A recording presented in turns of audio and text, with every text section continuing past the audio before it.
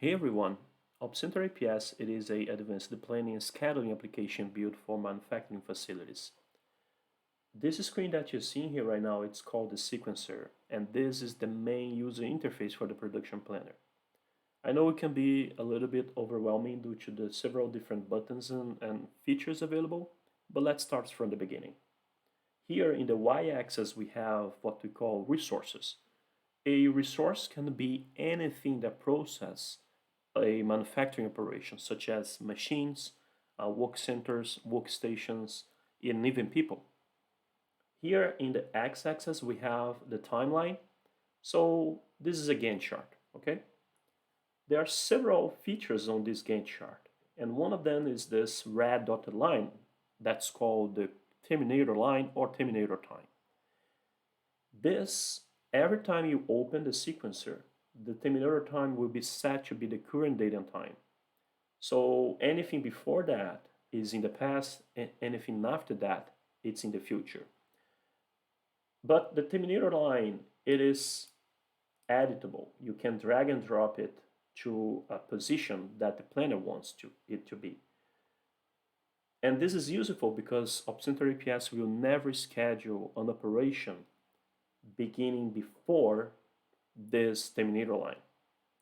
So for example, if the planner wants the schedule to begin at 11 of May 2022, all he needs to do is to drag and drop the Terminator line here. So now scheduling rules will schedule jobs using this as a reference, as a start time. There are two ways to set the Terminator time. One is using this drag and drop, another one is the edit mode. If you click here, you see that we have two different edit modes. One is the operation edit mode, and another one is the calendar edit mode. If you click on this option here, now if the mouse pointer has a little watch on it, that is to indicate to the user that the current edit mode is the calendar one. So now you can drag and drop anywhere in the Gantt chart, and when you drop it, the Terminator time will be set to be at this time. This is very useful because if you are further in the timeline, you don't see the Terminator line to drag and drop it. So you can use the calendar edit mode to set the Terminator time to the position you want it to be. Okay, so let's reset the Terminator line here. Another important visual information here is the difference between on shift and off shift. You see those darker period here? Those are to represent off shift, or when this resource is not available. And anything between those two periods, it's on shift. So your machine, your work center, your resource is available to process operations. Another important information is the supply line and the demand line. You see that we have milestones on each one of those lines. In the supply line, a milestone represents material being available. So it can be your current inventory position, such as these milestones here. You see that we have 18 records, and each one of those records here represents a lot, an inventory lot with a certain material on it. So you see this lot number 2 has a part number RM154 and a certain quantity on it. Milestones in the supply line, further in the timeline, they are purchase orders. So, but it's essentially the same for APS point of view. It's just when a material is available to be consumed for the operations. In the demand line, it's those milestones represents when a final product is being requested. So it can come from an intercompany PO, such as this example here. This intercompany PO is requesting this part number and then that quantity on this date. So essentially, you have material being available, supplying raw material, you have your production flow in the resources, and at the end, that production flow is producing for a demand. Coming back here to the editor window, you have a table, and this table contains 2,000 records. Every record, every row in this table here it's a manufacturing operation. So for example, those first 19 rows here, nine rows, sorry, each one of them is one operation. And those 9 operations are for this order right here, this production order right here. Another important concept is the difference between a parent record and a child record. A parent record, such as the first operation here, contains parent-only information. So you see that you have the order status, the order number, the part number, the product, due date, and so on. But those child records only have quantity, operation number, and operation name information.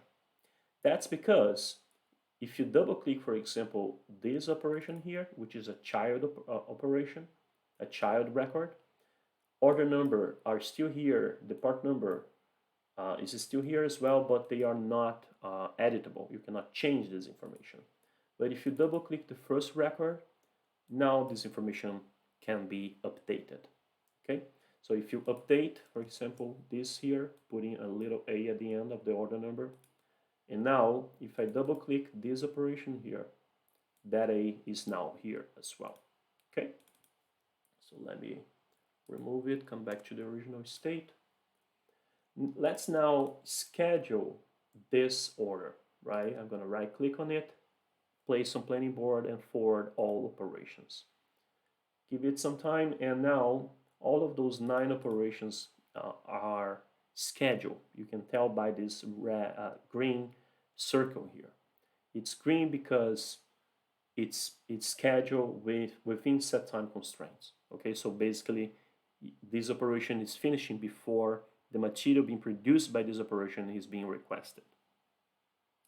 Coming back to the overview now, you see we have those 9 operations being scheduled on the planning board. So we have an associated resources and associated start and end time for each one of them.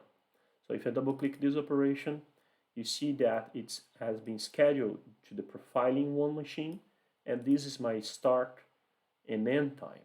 Okay, so if I double click one operation that is not scheduled, such as this one, you're going to see that I don't have a start time, or I don't have a resource as well. If I left click holding my Alt key, you're going to see that I highlighted this whole order, and now I have the relationship between each one of those records. So in order to start this operation here, which is the operation 20, I need to finish the operation 10 of that same order. But I also have a relationship from the supply milestone here, in this case the inventory milestone.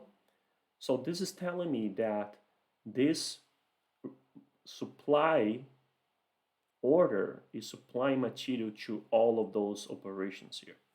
And at the end of my last operation, I have a relationship error from it, from this end of this last operation, to this first, to this intercompany PO here. So that means that the production of this order is supplying material to this demand. So you have your supply, your production, and your demand all together. There is a material explorer that you can access to see further details about that material relationship, but I'm gonna save that for a different video. One last concept that I wanna talk about in this video is the setup and process times. So you see that this operation here has a setup time, and this is represented by this black bar. And after the conclusion of this black bar is when my process time begins.